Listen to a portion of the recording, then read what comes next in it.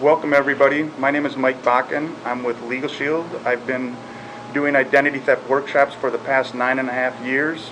My job today is to really educate you, get you into some facts and some stats of really what's going on out there with identity theft, and an overall education to bring your awareness of truly what's happening, and then also at the end of it to offer you a solution. So let's get right into our presentation with identity theft facts.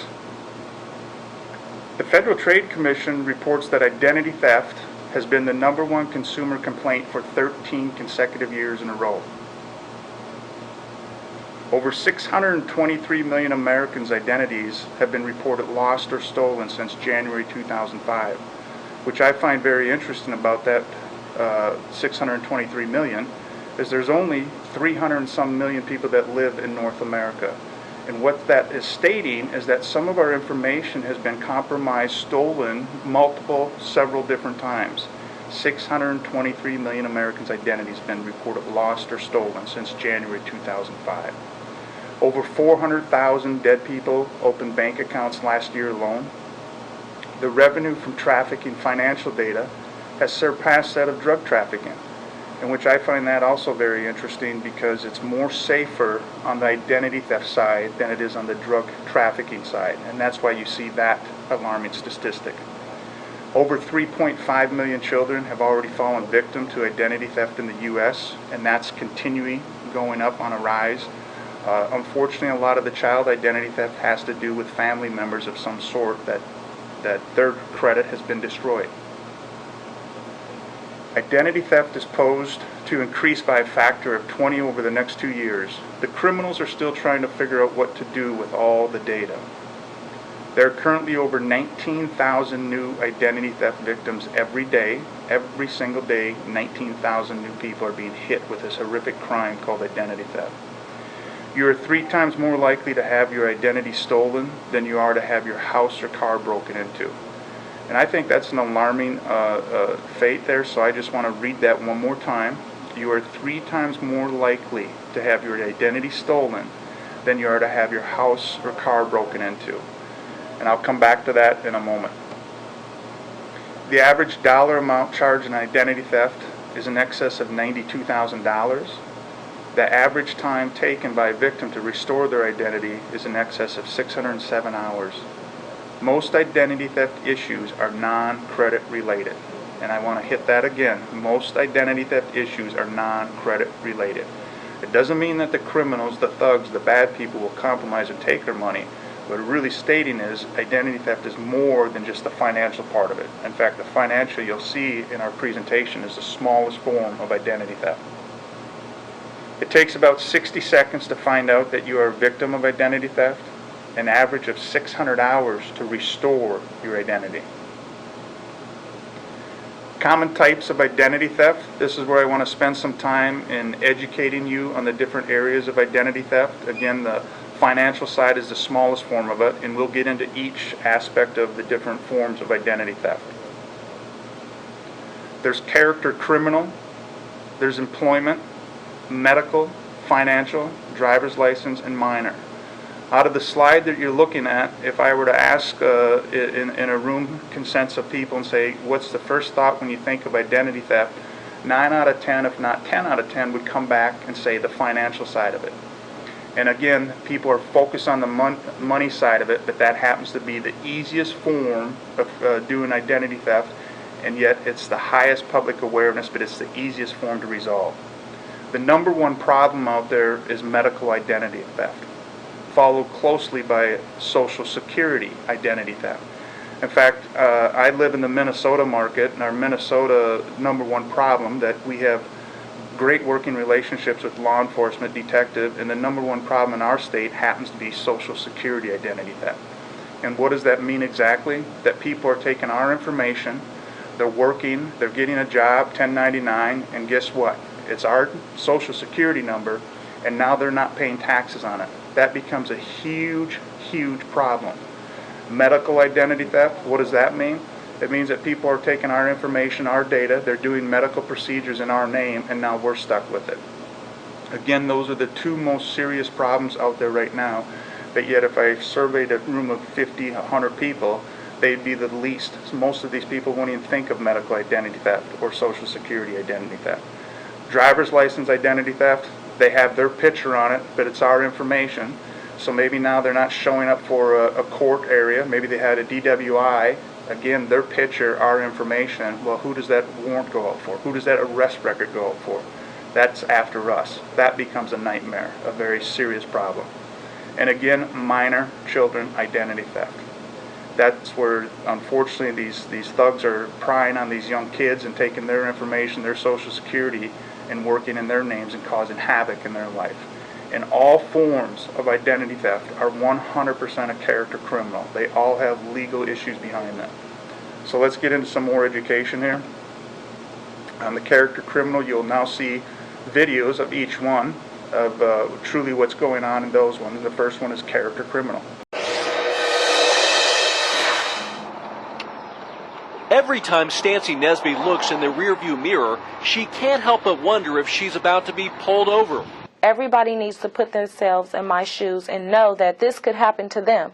A 30-year-old single mom with 4 kids who holds 2 jobs working as a nurse's assistant, life was hard enough before her problems with police. It's made it really hard for me to smile and be the normal person that I felt like I was at first.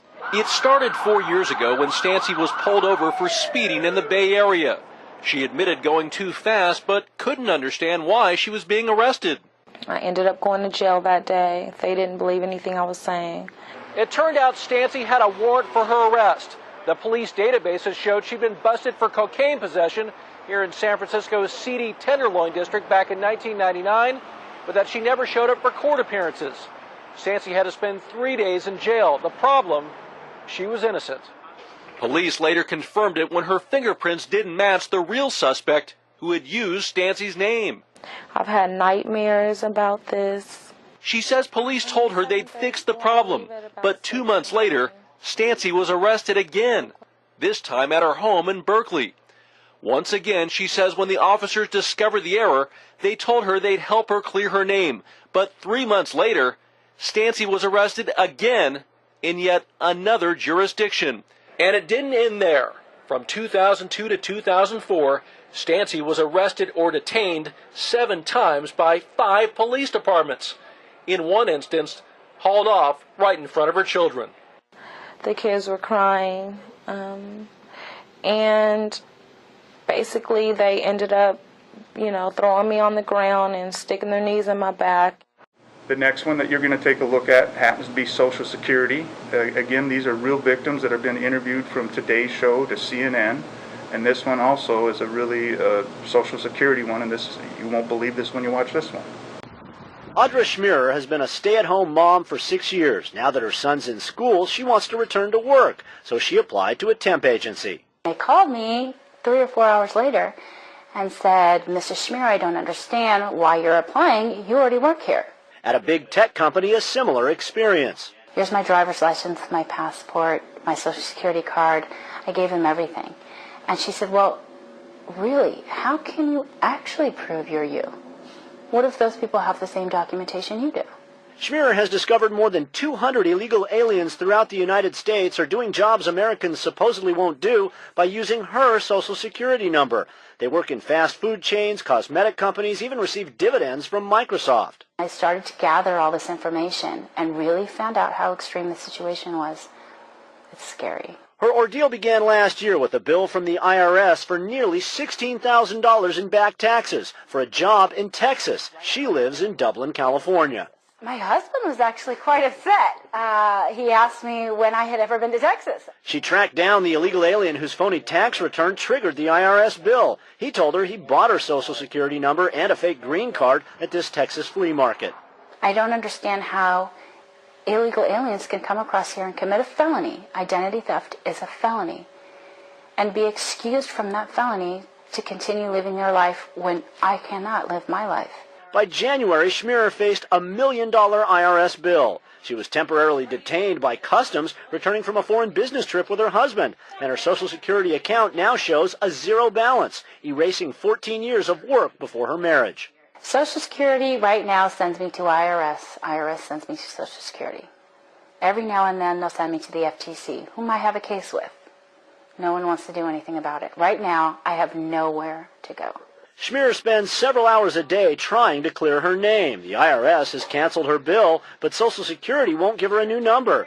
She says all 35 employers she's contacted have refused to take action against the workers using her number. It's cheap labor, and they don't care. Neither do most senators. John Ensign brought Schmier's case to their attention, and they still approved Social Security benefits for illegal aliens using stolen identities. The crime of identity theft and Social Security fraud are not victimless crimes. The victims of these crimes are American citizens and legal immigrants. Casey Wyand, CNN, Dublin, California. And like I stated, medical identity theft, this is the fastest growing, most concerning for a law enforcement agency. And why is this one so serious? Because if somebody gets your information or my information and they go do a medical procedure with our information, it's next to impossible to remove that due to the HIPAA laws. You are going to have true licensed investigators to work on your behalf to remove that from your records. I was absolutely floored. You just would never imagine in a million years that something could happen like this. Several months ago, Andrea Sachs got an alarming phone call. Her newborn baby had just tested positive for illegal drugs. Problem is, Andrea hasn't given birth in years. As much as I denied it, they just kept insisting that, yes, I was the mother of this child. There was nothing that I could say to get out of it. To make matters worse, authorities showed up at her door the next day, calling her an unfit mother and threatening to take away all 4 of her kids. When you know you're innocent and you didn't do anything wrong, it just absolutely, I was in tears. I was a wreck. Turns out, Andrea was the victim of medical ID theft. Someone had stolen her driver's license, walked into a hospital, and had a baby, leaving Andrea with a $10,000 bill and a fight to clear her name. Do you think it's a big problem? It's a huge problem. Chris Dorn is a fraud expert with Ingenix, a company that tracks medical ID theft cases. He says victims have more worries than just fraudulent doctor bills. Your medical records can also be altered, with the crook's information substituted for your own. Inadvertently, your blood type can be changed, your medications that you're on that can be changed, your underlying medical conditions can be changed. Which can be life-threatening. Certainly. That's a scary thought. It is. And again, now we're back to the financial side of it, and we'll get into some education with what's going on with financial on that as well. Here it states credit card fraud accounts for less than 17% of true identity theft. I'd like to have the range that it goes really from 17 to 22%. So if you think of this horrific thing called identity theft, the smallest portion, again, is the financial side of it. But yet the highest public awareness is on the financial side of it. So my point today is to really educate you, to let you realize that that's the simplest form to resolve, and yet should be your least concern. A thief can destroy your good credit in a matter of hours. Banks have done a great job telling people that identity theft is mostly credit monitoring. Driver's license identity theft. Again, we talk about that, how they take our information, they have their picture on it, they get into bad situations, speeding tickets, DWIs, and now our information's on there, and minor child identity theft as well. And this morning on Today Investigates, the new twist on an old crime, identity thieves now targeting babies. NBC's Jeff Rossen is here with information that parents really need to know. Jeff, good morning. Yeah, this is an important one, Ann. Good morning to you. I know your kids are in high school now, and so they're a little older for this, but for a lot of us younger parents, the question you have to ask yourself, when was the last time you checked your child's credit report? I know I haven't. I have 2 little girls. And the crooks know it. Now they're so advanced, they can actually steal your baby's Social Security number before they're even born, racking up millions in debt. This morning, we tracked down the alleged thieves and show you exactly how they do it. What's funny? Egan is only 2 years old, but already owes thousands in credit card debt and has declared bankruptcy. You think this must be a joke, and then you realize, no, this is actually incredibly serious. 9-year-old Riley is in default on utility bills. Her social was stolen 11 years before she was even born. As a mother, I was shocked and angry and violated. Katie was only 3 years old when crooks stole her identity. Now, as a teenager, her credit report shows over $750,000 in debt, all at the hands of ID thieves. A scary thought for a young girl. I think that because it is illegal, like, they should be in jail. But they're not. In fact, we found 2 men using her identity, living free. What can parents do if they suspect their children's identities have been stolen? Right, so if you do that credit check and it comes back that the identity is stolen, really only one thing you can do is immediately put a freeze on your child's credit, so that way it'll prevent any future theft. But it will take years for you to call the credit card companies and the credit bureaus. The burden is on you to prove that your identity has been stolen, and it is a major pain. It is infuriating. Yeah. Jeff Rawson, thank you so much this morning. We have this slide up there to show the minor child identity theft. I owe $16,000 on my credit cards. My condo's in foreclosure, and I turned 7 on Friday. There's been numerous talk shows from CNN, Today Show, to Fox News that have had and interviewed parents with child identity theft.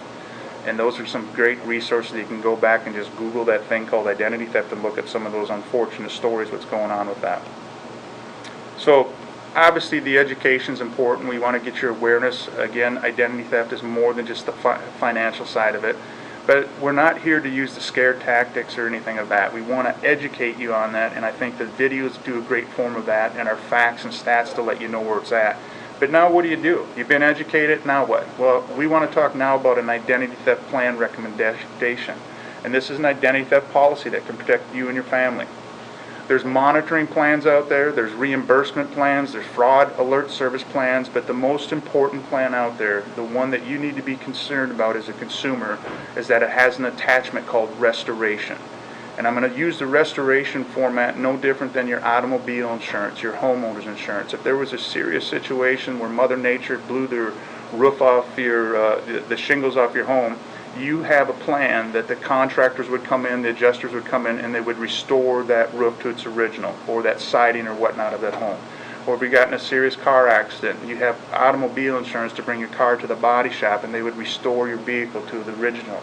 This is what I want to talk to you about protecting your identity, called the Identity Theft Restoration Policy, restoring your identity, and we'll get into that.